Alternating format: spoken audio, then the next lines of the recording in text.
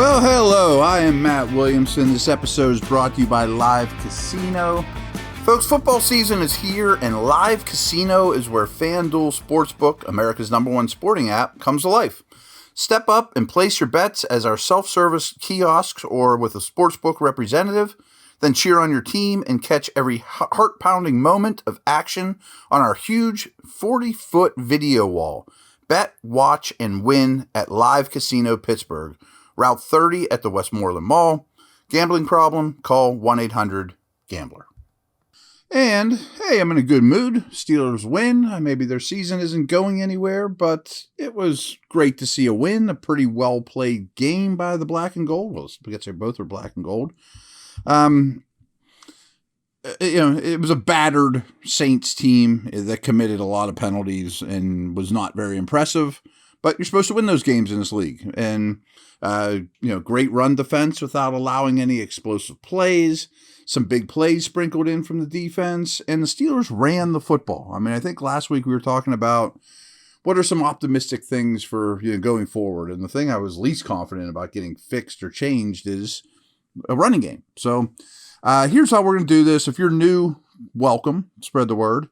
I think you'll dig it. But every Sunday night, as soon as the late games end and before the kickoff for Niners-Chargers, I sit down with you guys for a couple minutes and give my first reactions. Tomorrow will be on second reaction, rewatch the game, do more homework, be on top of snap counts, things like that I don't have access to now, but I'd like to get this to you as quickly as possible. Break the podcast up into two, as we always do. Going to start with some stat stuff and the reflections off of that. And then afterwards, when we come back from the break, I've just got a ton of bullet points here that I want to talk about. Mostly good, not all. So as I like to do, where was this game at halftime? At that point, it was 10-10. I thought the Steelers were outplaying them for the majority of the game, but that was right about when New Orleans was starting to get a little bit of momentum. Pickett was 11 for 17 for only 91 yards, no touchdowns, no interceptions. Dalton wasn't much different. He was 12 for 17 for 129 yards. He had thrown a touchdown, but not an interception at that point. This was a big one. That the Saints had 5 penalties at that point for 45 yards. The Steelers only had 2, but they were both 15-yarders late in the half.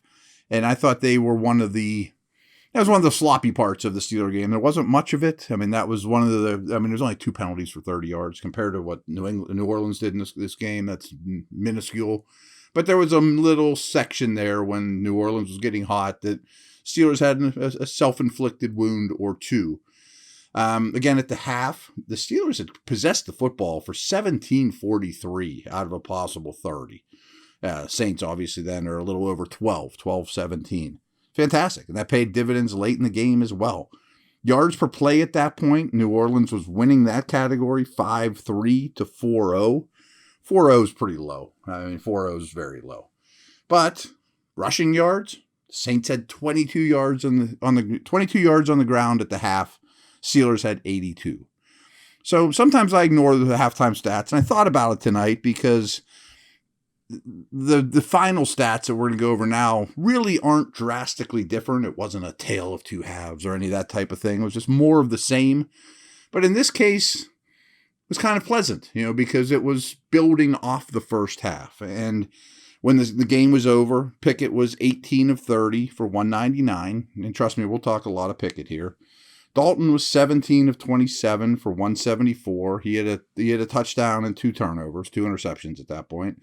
Remember, the Saints were the worst turnover differential in the league coming into this. Those 2 picks didn't help their cause. I was a little shocked. This is 2 games in a row. I was a little shocked Jameis Winston didn't at least warm up or come in. But Dalton has not been a bad player this year. But, rushing yards. Blow me over with this. And I know the Saints have not done much in the run game the last couple weeks. Their O-line's a disaster. But you still hold Alvin Kamara in that running game and Taysom Hill, who was averaging 8 yards a carry, to just 29 rushing yards the whole day. That's fantastic. Just run defense, phenomenal. No explosives, phenomenal. Same with the Steeler run game. I mean, was it always pretty? No. Were there massive chunk runs of an 80-yarder, 90-yarder? No, and there never will be with this group of ball carriers. But they did have some explosives, 10 yards or more. Finished the day with 217 on the ground.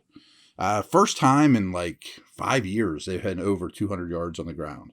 And I know the last game was a little bit, well, very much garbage time-ish, but they had a lot of running yards, or they had a lot of rushing yards in that game too. So I'm not going to say, boy, this is a good running team, but if they can approach average, wow. I mean, that could go a very long way.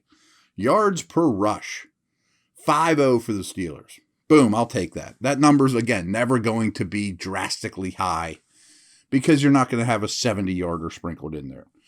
5-0, though, is really good for this group of ball carriers. And you hold the Saints to 1-9. I mean, that's probably the difference in the game right there. I mean, just the run game for both teams is probably the gap in the victory. Najee ends the day 20 carries for 99. Certainly was not alone in that, though. Had a little bit of the end-around stuff. Pickett contributed. Warren looked good, of course. Kamara, on my fantasy team, 8 carries, 26 yards. Never had a chance. Didn't really do much of anything. And I tie that in with Chris Olave, 3 catches for 40 yards. So what did I tell you 100 times last week, but certainly in the game preview on Friday? This offense is all about Kamara and Olave. And if the other dudes ended the game with nice stat lines, but those two don't, hey, I'll take it, I think were my words. So they didn't let the two horses of the offense ever get going.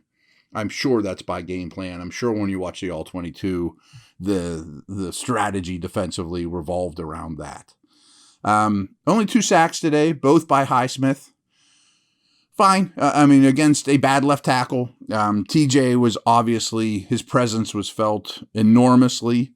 And I don't want to say Highsmith needs Watt, but makes it a heck of a lot easier when they're worried about the dude on the other side and their left tackle's a pretty bad player. So good work by him. He's certainly a thumbs up type of guy. Held the Saints to only 10 first downs. They only created a first down on 10 plays. Steelers had 28. Big number. Time of possession when it was all said and done. 38-56. Just under 39 of a possible 60 minutes of possession. Outstanding. And, yeah, of course, the Saints are a little over 21. How about this, though? I mean, total opposite of things we talked about early in the season. Steelers run 79 plays. 79. 45 plays run by the Saints. Brutal. Balance. They said this late in the game. There was like 5 minutes left in the game. And they said, boy, the Steelers are exactly 50-50 in run-pass ratio. Which, as you know, is a rule of thumb I don't love. I mean, as a rule of thumb across the league, passing is more efficient than running. But some of these teams that are struggling, how many times have I told you?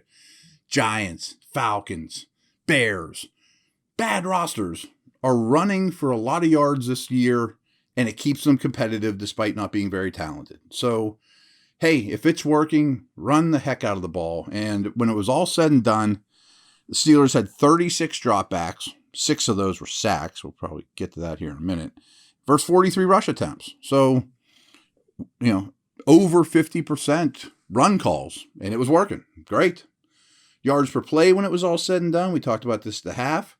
It ended up with the Steelers at 4.8, the Saints at 4.1, 10 Saints penalties for 74 yards. Ugh. I mean, that's the one thing. Sure, New Orleans really light on guys. They're the most injured team in the league, but 10 penalties was really costly for them. Really bad on third downs for the Saints as well. 3 out of 12, and 0 for 1 on fourth downs. It seemed like they were always in third and long, New Orleans. Steelers are pretty good on third downs. 9 for 19. Ideally, that denominator, the 19, you don't want to be super high because you don't want to get the third downs, because in the league, a 50% success rate on third downs is phenomenal, which is right about where the Steelers are at, and most teams are going to be under. So you don't want to get the third downs. But, you ran 79 plays, and only 19 of them were on third down. So that's not bad. 9 out of 19. And 1 for 1 on fourth as well. So, last little note, stat-wise, is the Steelers ended the day +2 in turnover differential.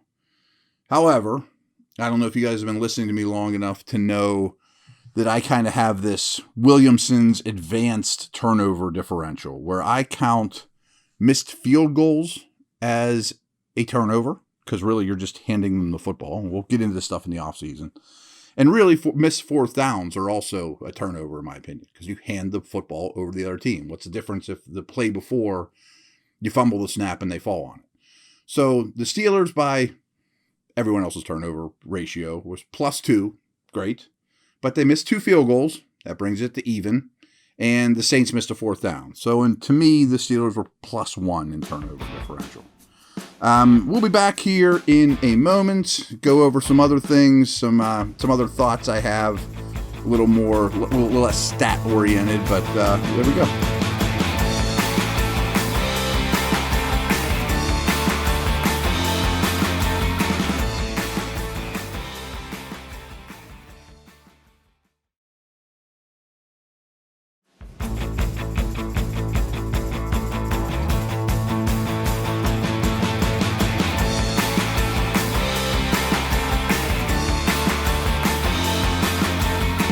Okay, these are a couple more, not really box score things, but some stats and, stuff I dug up, and then I'll give you my thumbs up, thumbs down, guys. So Andy Dalton was 6 of 11 for 66 yards and 2 interceptions when targeting receivers aligned out wide, not slot receivers, not tight ends. Olave, remember what we were talking about there? Great work by the Steelers' outside corners. Witherspoon was inactive. William Jackson's on IR. Didn't look like a strong suit. Corners played really well. I think that's a big deal. 6 of 11 for 66 yards. That's great. I mentioned over the last 2 games, I didn't have the stat handy, but again, some of it's garbage time against the Eagles, but 361 rushing yards over the last 2 weeks. Now, are they going to average 180 rushing yards a game? Of course not. But if they could average 120, 110, it's a different world. The explosives. I still have my issues with the explosives. They're the least explosive offense in the league coming into this game. But they had 6 explosive plays on offense. 4 of them were runs. But I also don't see any schemed up route combination explosive plays, and that's something we'll talk about more in the week. And I'm not kicking Canada, but that's what that comes down to. They did have an explosive on a go route down the sidelines. They have not been connecting on those and been very predictable about them all year. And, the best part is 4 runs of 10 yards or more. Great. Just to show I'm throwing Canada a little bit of love here. More slants in this game. Just that's the only note. More slants. Great. In breaking routes. Crazy. And mentioned it before. So many 3rd and longs for the Saints, which is as much their problem as it is the Steelers playing well. But I was extremely excited about how the defense played. My article this past week for DK was, don't be surprised if this is a top 10 type of defense the rest of the way, starting with this game. That's ringing true right now. But let's not overlook the opponent either. Totally rebuilt offensive line. Their only starters on the offensive line were the right guard and the right tackle, Ramczyk, who I should have thought of this. Him and Watt played together with Wisconsin. They were both first-round picks the same year. Ramczyk's a tremendous player, the right tackle. I forgot about their familiarity leading into this game, though. I just stole this from Pro Football Focus, so don't take it as gospel, but I thought it was worth noting, and I'm just going to read it verbatim. The Steelers had 4 of the top-graded offensive linemen in this game on first review. Dan Moore, Mason Cole, Kevin Dotson, and Chuks Okorafor. They all ended up with between a 67 and a 75 grade, with Moore grading out the best. And those 4 let up 1 sack on the day with just 9 total pressures amongst them. So, hey, you'll take that. They obviously opened some holes in the run game too. I have a note here. Great run D without allowing explosives and some big plays sprinkled in from the defense. fantastic. Again, not a great opponent, but they took away the two best things and didn't shoot themselves in the foot. Had some big plays sprinkled in. You'd like a few more. 2 sacks is a little low for me on this game like this, but that's all right. Here are some stock up, stock down guys. You got to say the whole run game, and I'm going to start with Najee. I mean, does he look like a Pro Bowler out there? No. But he ran with conviction. He didn't dance. He ran like a back his size. Clearly, things were addressed in the bye week. Throwing Warren in there, of course, just, my note here is just Najee, Warren, run game. But you got to start with Harris here. He's going to be the bell cow, or he's going to be the primary back. I didn't see this before that note from Pro Football Focus, but I had Mason Cole here as my offensive lineman that I thought stood out in a positive way. Didn't have an easy assignment, but it was a quality outing from him.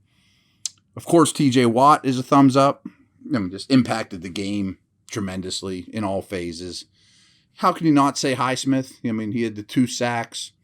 He's a good player. He's just a good player. It'll be interesting, way getting ahead of ourselves. When he becomes a free agent, is that someone you invest heavily in? What would he make on the open market? I do think he keeps getting better. KZ with a big play.